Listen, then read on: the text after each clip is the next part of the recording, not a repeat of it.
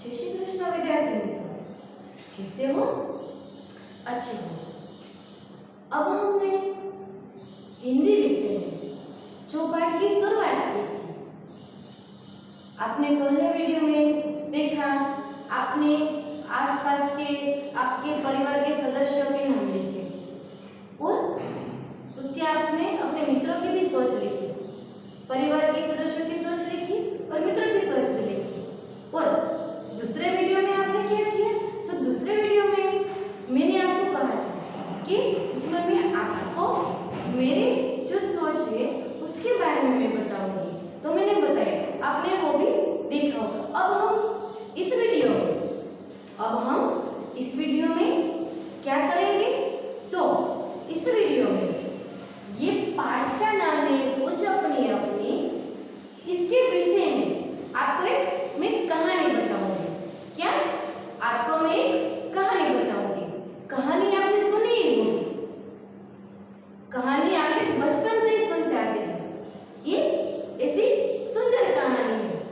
इस कहानी में एक व्यापारी और एक बंदर है। आपको याद आ गई होगी, एक व्यापारी और एक बंदर। इस दो नाम से आपको याद आ गई होगा कि कौन सी कहानी होगी। आप सोच में पड़ गए ना, कौन सी कहानी है? तो हम अब कहानी की शुरुआत करते हैं। क्या? तो क्या शुरुआत करेंगे? एक सुंदर सा गांव था। क्या? एक सुंदर सा गांव था जिसका नाम रामपुर है। वहां कई तरह के लोग रहते हैं, कई तरह के लोग रहते हैं। किसान, सुनार, दर्जी, शिक्षक, डॉक्टर, कई तरह के लोग जो अलग अलग व्यवसाय करते हैं। सभी तरह के लोग और व्यवसायकार रहते हैं, आदि रहते हैं। सभी लोग रहते हैं, सभी अलग अलग काम करते हैं। उसमें एक व्यापारी भी होता था। क्या? एक व्यापारी भी रहता था जो उसका व्यापार था टोपियां बेचना। उसका व्यापार था टोपियां बेचना। वो अलग अलग प्रकार की टोपियां बेचता था, अलग अलग कपड़े की, रेशमी कपड़े की, सुतराउ कपड़े की, अलग अलग कपड़े, अलग अलग रंग, रंग बेरंगी टोपियां, कश्मीरी भरत, सादा भरत, सभी तरह की टोपियां वो बेचता था। वो टोपी बेचने के लिए एक गांव से दूसरे गांव में भी जाता था। अब मैं आपको सुनाती हूँ कि कहानी सुनते मैं आपको सुंदर कहानी बताती हूँ, तो आपको क्या करना है? ध्यान से सुनना है और आपको समझना है और आपको अपनी सोच भी लगानी है कि आप इस कहानी के अंत में आपको क्या प्रश्न के उत्तर देने हैं। ध्यान से इसलिए सुननी है कि मैं अंत में आपको चित्र दिखाकर उसके बारे में प्रश्न भी पूछूंगी, तो आपको उसके उत्तर भी देने होंगे। इसलिए आपको यह कहानी आती होगी, बहुत अच्छी तरह से आती। फिर अभी आपको मैं बताती हूँ, वो ध्यान से सुनना है ताकि आप उसके प्रश्न के उत्तर दे सकते हैं। इस कहानी में जो व्यापारी था वो टोपियां बेचता था। वो एक गांव से दूसरे गांव में टोपियां बेचने जाता था। अब आपको पता है कि पहले जमाने में ऐसे वाहन नहीं थे, व्हीकल्स नहीं थे। हमने पहले पाठ में यातायात के साधन देखे ना, तो पहले ऐसा नहीं था, पहले पैदल ही जाते थे। तो यह व्यापारी है, वो उसके पास रंग बिरंगी टोपियां थी, तो वो एक गांव से दूसरे गांव में जाता था। उसने अपनी टोकरी में कई सारी टोपियां रखी। टोकरी सिर पर उठाकर बेचने के लिए वो निकल पड़ता है और टोपियां ले लो, टोपियां ले लो, टोपियां ले लो, ऐसे बोलता चिल्लाता निकलता है। अब हम देखते हैं ना कि हमारे गली में, हमारे मोहल्ले में सब्जी वाले आते हैं, फ्रूट वाले आते हैं, सभी प्रकार के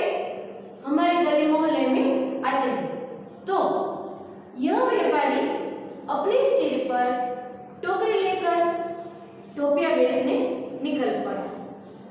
वो जब जाता था तो वो सोचने लगा कि वो कौन से रास्ते से जाए, वो कौन से रास्ते से जाए, नदी के रास्ते से जाए या जंगल के रास्ते से जाए या पहाड़ों वाले रास्ते से जाए। जो उससे कहीं भी जाना है तो रास्ते में उसे कष्ट तो सहन करने पड़ते हैं, तो वो जंगल वाला रास्ता सोचता है। वो जंगल के रास्ते से एक गांव से दूसरे गांव में जाता है। तो वो चलते चलते टोपियां ले लो चिल्लाते चिल्लाते बहुत थक गया था। जिस जंगल से जा रहा था, जंगल तो घटादार होते, उसमें कई प्रकार के कई पेड़ होते हैं, कई प्रकार की झाड़ियां वाली कई वस्तुएं भी होते हैं। तो वो चलते चलते थक गया था, उसे भूख भी लगी थी। तो वो एक घटादार पेड़ था, उसके नीचे वो बैठा। अपने सिर से टोकरी उतारकर उसने नीचे रख दी और वो बैठा और थोड़ा सा खाना खाया और पेड़ के नीचे आराम करने के लेट गया। टोकरी नीचे रख के उसके पास में ही वो लेट गया और पेड़ के पत्तों से ठंडी हवा आ रही थी, खूब सुंदर शीतल हवा आ रही थी। तो उसे गहरी नींद लग गई, गहरी नींद आ गई। हमें भी अच्छा लगता है ना, जब ऐसे धूप की मौसम में ठंडी हवा आए तो हमें भी अच्छा लगता है। तो वो व्यापारी है, वो पेड़ के नीचे सो गया, उसे नींद आ गई। तभी उस पेड़ पर कितने सारे बंदर थे, आए। बंदर ने देखा यहाँ कुछ टोकरी पड़ी है, उसने टोकरी देखा। बंदर को लगा कि इस टोकरी में क्या होगा, कुछ खाने की चीज होगी। तो बंदर ने देखा कि इसमें तो कई कपड़े हैं, उसे टोकरी के बारे में पता नहीं था। उसने देखा कि ये आदमी है, ऐसी जो वस्तु इस टोकरी में है उस आदमी ने इस अपने सिर पर पहनी है। तो सभी बंदर एक एक करके बंदर आए और टोकरी में से सारी टोपियां ले गए और टोपियां लेकर पेड़ पर चढ़ गए। पेड़ पर चढ़ते उसने अपने सिर पर टोपी पहन ली, आपको मजा आता है ना कहानी सुनकर? बंदर टोपी पहनते हैं तो कैसा लगता है? हम भी धूप में जाते हैं तो टोपी पहनते हैं। तो बंदर ने क्या किया, उस व्यापारी की सारी टोकरी में से टोपी लेकर सभी ने अपनी टोपी पहन ली। लाल, नीली, पीली, केसरी, सभी प्रकार की टोपी थी। सभी बंदर ने अलग अलग टोपी लेकर पहन ली। फिर थोड़ी देर के बाद और सभी बंदर पेड़ पर चढ़ गए और छुप गए, जो कोई देख ना सके वो छुप गए। थोड़ी देर के बाद वो व्यापारी जगा, नींद से जगा। तो उसने पहले अपनी टोकरी देखी, टोकरी में तो कुछ नहीं था, इससे जंगल में कोई दिखाई भी नहीं दे रहा था। तो वो सोचता था कि मेरी टोपी कहाँ गई, कौन ले गया? तभी उसे पेड़ पर से आवाज आई। तब उसने पेड़ पर ऐसे देखा तो सभी सारे बंदर दिखाई दे रहे थे और जो बंदर ने टोपियां पहनी थी। व्यापारी ने क्या देखा तो कितने सारे बंदर सभी टोकरी की टोपियां लेकर पहने हुए बैठे थे। उस विचार करने लगा, सोचने लगा कि अब मैं अपनी टोपियां कैसे मांगू? इसने बंदर क्या, मेरी टोपियां दे दो। बंदर इसे सुनता है? नहीं सुनता है। तो वो क्या करे, इधर उधर देखने लगा। उसे याद आया कि बंदर हमारी नकल करता है। बंदर क्या करता है, हमारी नकल करता है। तो उसने जमीन पर से एक पत्थर उठाया और पत्थर उसने पेड़ पर फेंका, देखने के लिए कि बंदर कैसा करता है। तो पत्थर लिया और एक पेड़ पर फेंका। तभी बंदर ने पेड़ पर से कुछ उसके सामने फेंक दिया। बंदर ने क्या किया, पेड़ पर से उसके सामने फेंक दिया। तभी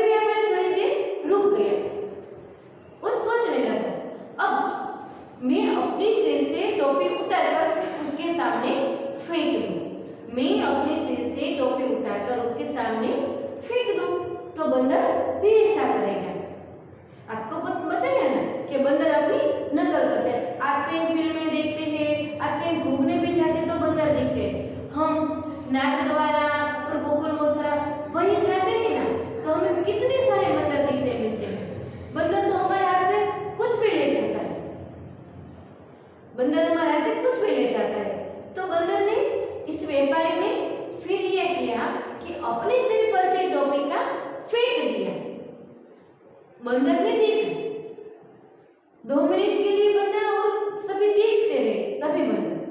फिर सभी बंदर ने अपने सिर पर से टोपी उतारी और उसके सामने फेंक दी।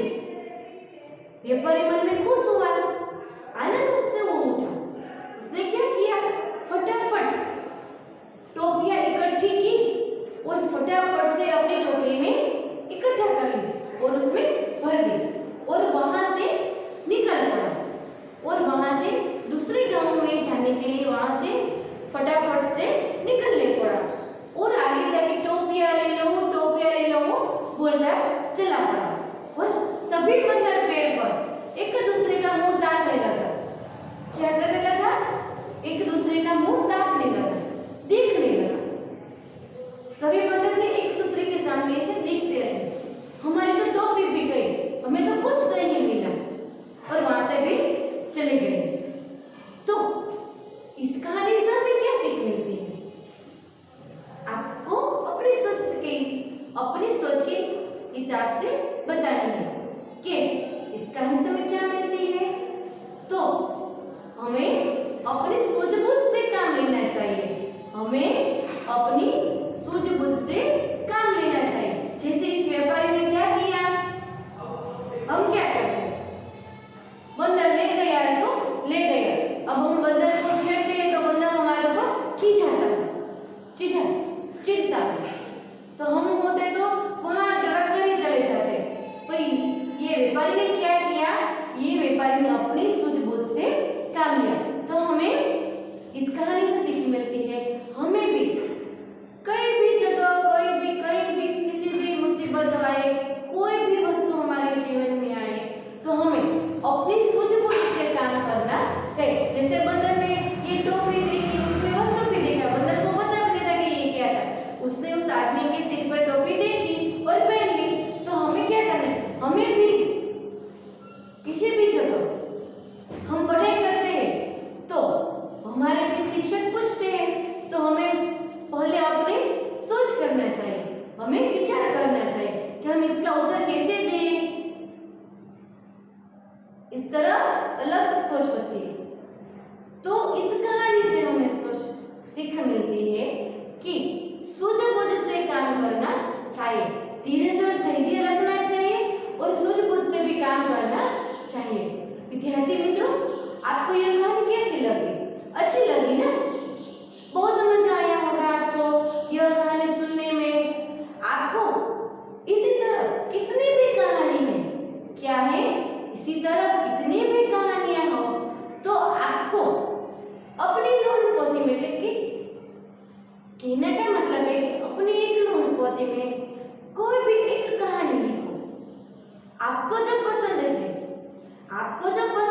ऐसी कोई भी एक कहानी आप अपनी नोट में लिखो और उसका शीर्षक दो और उसका सीख भी लिखो।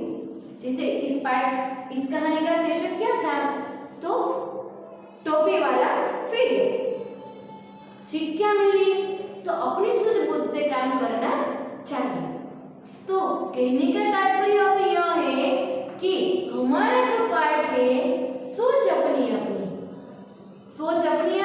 तो यहाँ व्यापारी ने अपनी सोच से काम लिया और बंदर ने भी अपनी अलग सोच से उसका काम लिया।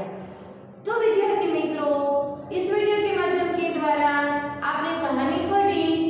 पहले वीडियो में हमने बात करी, चित्र का वर्णन भी देखा, अब कहानी भी देखी। अब अगले वीडियो में हम जो मैंने कहानी की उसके बारे में आपको प्रश्न कहूंगी, जो आपको अपने पाठ्य पुस्तक में लिखना है या तो अपनी नोट में लिखना है। वहां मैं अगले वीडियो में आपको चित्र दिखाऊंगी, उसमें साथ में प्रश्न भी दिखाऊंगी।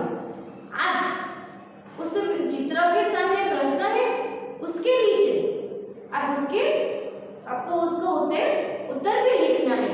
आपको बहुत मजा आएगा। धन्यवाद।